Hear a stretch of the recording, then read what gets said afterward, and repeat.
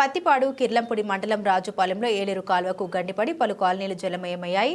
రాజుపాలెం గ్రామంలో joint collector Rahul Meena, Peddapuram RDO Sitaramarao, Kirlampudi MRO Chiranjeevi, MPDO Rajeswararao దగ్గరుండి గండి పూడ్చడానికి గ్రామస్తులతో ఇసుక బస్తాల్ని గండిపడిన ప్రదేశానికి తరలించి గండి పూడ్చే కార్యక్రమాన్ని దగ్గరుండి జరిపిస్తున్నారు. కాకినాడ జిల్లా తెలుగుదేశం పార్టీ అధ్యక్షులు జ్యోతుల నవీన్ కుమార్ రాజుపాలెం గ్రామంలో మునిగిపోయిన కాలనీలను పరిశీలించి బాధితుల్ని పరామర్శించారు. గత కొన్ని రోజులుగా విరామం లేకుండా కురుస్తున్న వర్షాలకు ఎగువ ప్రాంతంలో నీరు జలాశయాలకి చేరి నియోజకవర్గంలో ఏలేరు, సుబ్బారెడ్డి నగర్, చంద్రబాబు సాగర్లు నిండుకుంటలు తయారయ్యాయి.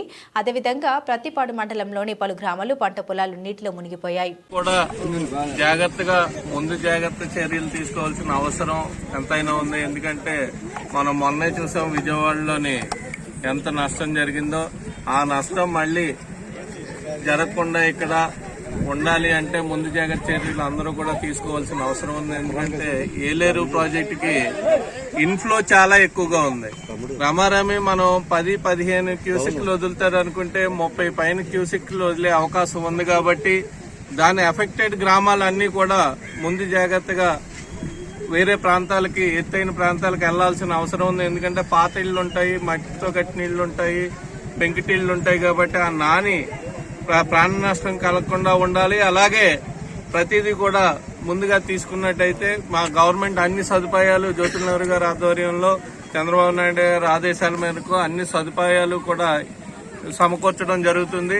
ఏదైతే ఎత్తైన ప్రాంతాలు ఉన్నాయో స్కూళ్లు కానీ లేకపోతే ఇతర కమ్యూనిటీ వాళ్ళు కానీ అక్కడికి ప్రజలను తీసుకెళ్లి వాళ్ళకి సకల సౌకర్యాలు కల్పించే విధంగా అన్ని చర్యలు కూడా తీసుకోవడం జరుగుతుంది. ఆర్టీఓ గారు అన్ని తిరగడం జరుగుతుంది. అలాగే కలెక్టర్ గారు కూడా రావడం జరుగుతుంది. కాబట్టి మనం అందరూ కూడా జాగ్రత్త వహించి మన నాయకులందరూ కూడా వాళ్ళకి మెసేజ్ పాస్ చేసి వాళ్ళని ముందుగా తీసుకెళ్లాల్సిన అవసరం ఉంది. కాబట్టి అందరూ జాగ్రత్తగా ఉండాల్సిందిగా కోరుకుంటూ సెలవు తీసుకున్నాం. Thank you. అడిగారా మీరు?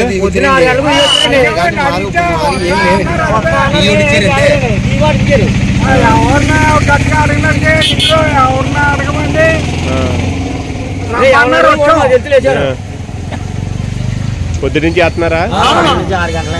పొద్దున్న 6 గంటలకు వచ్చింది సార్.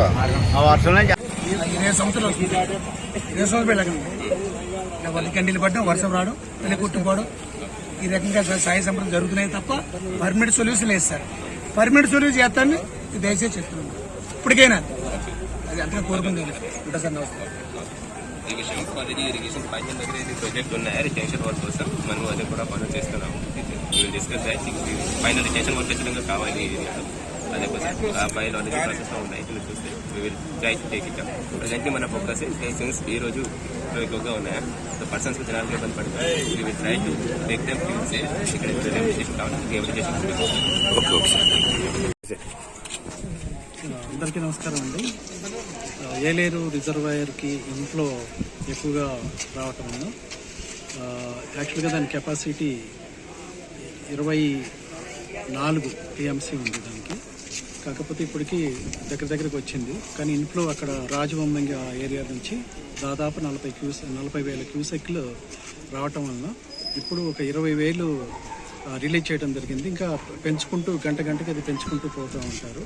ఇక్కడ మన ఈ కిర్లంపూడి మండలంలో ఇక్కడ దిగువ ప్రాంతం కాబట్టి ఇక్కడ ఎక్కువ ప్రాంతాలు మన మునగటానికి ఆస్కారం ఉంది. కాబట్టి ఈ లోతట్టు ప్రాంతాలన్నింటి కూడా ఇక్కడ పెద్దలు తోటి తర్వాత ఆనరబుల్ ఎమ్మెల్యే గారు, వాళ్ళ నవీన్ గారు, వాళ్ళందరితో కలిసి ఇక్కడ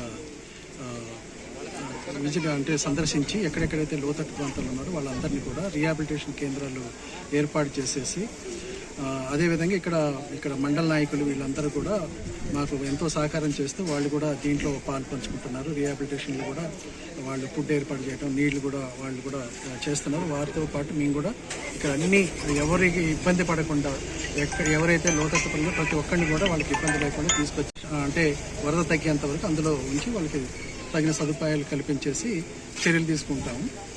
అందులో భాగంగానే ఈరోజు ఇప్పుడు విజిట్ చేయడం జరిగింది. ఎం భాస్కరరావు అండి. నేను executive engineer irrigation Yeleru reservoir project దీనికి ఇదేనండి. ప్రస్తుతం గత వారం నుంచి మాకు ఫ్లడ్ కొద్దిగా వర్షాలు పడటం వల్ల ఇన్ఫ్లోస్ ఎక్కువ వస్తున్నాయండి. నిన్నను 5,400 ఉండేది, ఉదయానికి 2,300 చేరింది.